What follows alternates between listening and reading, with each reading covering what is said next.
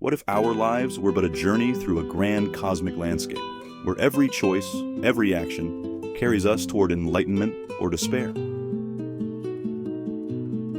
Dante Alighieri's The Divine Comedy offers more than just a narrative of heaven, hell, and purgatory. It is a roadmap for the soul, a philosophical reflection on existence, morality, and the human condition. Dante's journey forces us to ask ourselves some hard questions. What are the consequences of our choices? How do we redeem ourselves from our past mistakes? And ultimately, what is the nature of divine justice? Today, we'll explore the profound lessons from the Divine Comedy, lessons that challenge our understanding of life, death, and everything in between. So, knowledge sovereigns, let's dig in.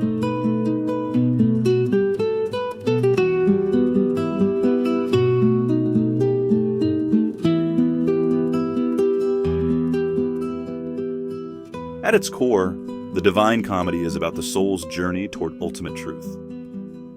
Divided into three sections: Inferno, hell; Purgatory, and Paradiso, paradise.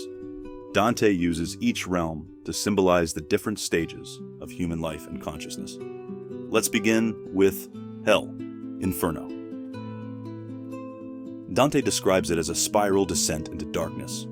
The sinners here are trapped in eternal suffering, reflecting the idea that our choices, if driven by greed, pride, or malice, can imprison us in cycles of pain. But what makes this suffering eternal? It's not just divine punishment, it's self-imposed.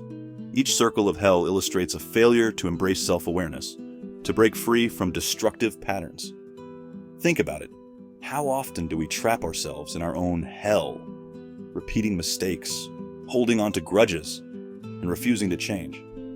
Dante's depiction of eternal torment forces us to ask, are we already living in our own inferno? One of the most poignant examples is Dante's encounter with Francesca da Rimini and Paolo in Canto 5. Swept away by their forbidden love, they are condemned to be blown about by an unending storm. Their punishment, endless and restless movement, reflects how uncontrolled passion led them to act without thinking, leading to tragic consequences. The story of Francesca and Paolo is a metaphor for how unchecked emotions can lead us astray. Francesca's words, "There is no greater sorrow than to recall happiness in times of misery," remind us how the remembrance of joy can amplify suffering when one realizes it was lost to poor decisions. Yet, Dante also teaches us that hell is not just about punishment, but about the inability to change. The souls here are frozen in their vices, unwilling to accept responsibility, and therefore unable to move beyond their torment. As we move further up the mountain to Purgatory, Purgatorio, the tone shifts from despair to hope and redemption. Souls in Purgatory are not condemned to eternal suffering. They are undergoing purification. Dante introduces the concept of moral growth and the possibility of change. In one of the most powerful scenes, Dante encounters Marco Lombardo, who explains how free will is central to human existence. Here, Dante poses a profound question. If the heavens exert influence on our behavior, how can we truly be held responsible? Marco's answer is enlightening. While the stars may incline us towards certain behaviors, it is our free will that determines our ultimate actions. In today's world, where we sometimes blame external circumstances for our failings, Dante's Purgatory reminds us that personal responsibility is the cornerstone of moral growth. No matter the influences we face, it is up to us to rise above them, purging our vices and moving toward virtue. One of the most striking philosophical elements in Purgatorio is the idea that suffering has a purpose. The souls here suffer not as punishment, but as a cleansing process, a reflection on how the struggles we face in life can shape us into better versions of ourselves. Dante encounters souls who embrace their suffering, knowing it will ultimately lead to enlightenment. Take Statius, the Roman poet, who reveals how his love for Virgil's poetry led him to Christianity, and ultimately to redemption. Statius embodies the idea that knowledge and art can be transformative forces, capable of guiding souls towards salvation.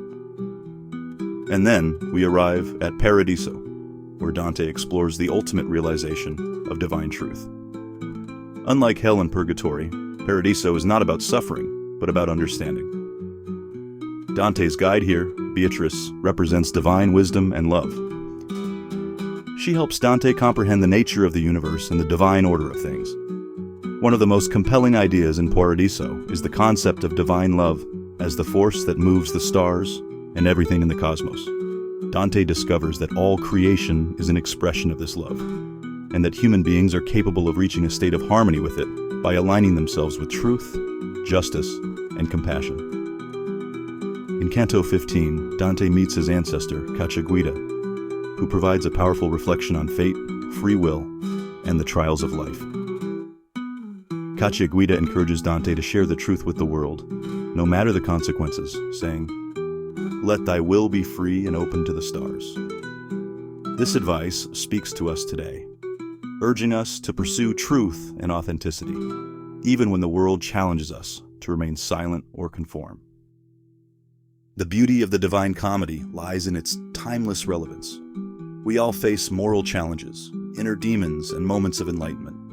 Dante's journey isn't just his, it's all of ours. It's a call to reflect, to grow, and to seek higher truths. As Dante ascends from the dark forest through hell, purgatory, and into the light of paradise, we too are asked to examine our own lives. Are we trapped by our past, afraid to confront our shortcomings? Or are we actively working to transform ourselves, striving to reach our own Paradiso? Knowledge sovereigns. If you found value in these reflections, consider exploring the Divine Comedy for yourself, and subscribe for more philosophical explorations. And as always, keep exploring, keep questioning, and stay curious. Until next time.